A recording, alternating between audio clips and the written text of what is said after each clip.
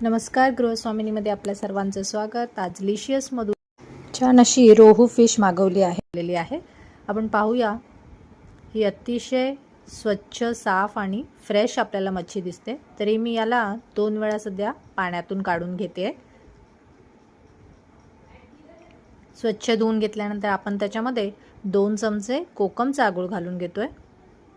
त्यानंतर आलं, लसूण, मिरची आणि कोथिंबीर याची पेस्ट आपण 2 चमचे याच्यामध्ये घालून घेतलेली आहे। त्यानंतर हळद, चवीपुरता आपण यामध्ये मालवणी मसाला घातलेला आहे। आपल्याला हवं असेल तर लाल तिखटाचं प्रमाण आपण वाढवू शकतो। आता या सर्वाला व्यवस्थित मॅरिनेट करून ठेवायचं आहे।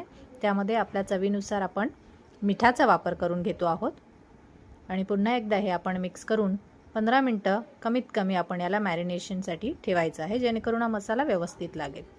आता आपण रवा आणि तांदळाच्या पिठाच्या बॅटरमध्ये छानपैकी याला घोळवून कडकडीत तव्यावर तेल घालून आपण त्याला तळून घेतोय। छान असे शॅलो फ्राय करून घ्यायचे आहे ते प्रत्येक फिश आपल्याला। एका बाजूला फ्राय झाल्यानंतर दुसऱ्या बाजूला परतवून घेऊया आणि आपली छान अशी रोहू फिश तयार आहे।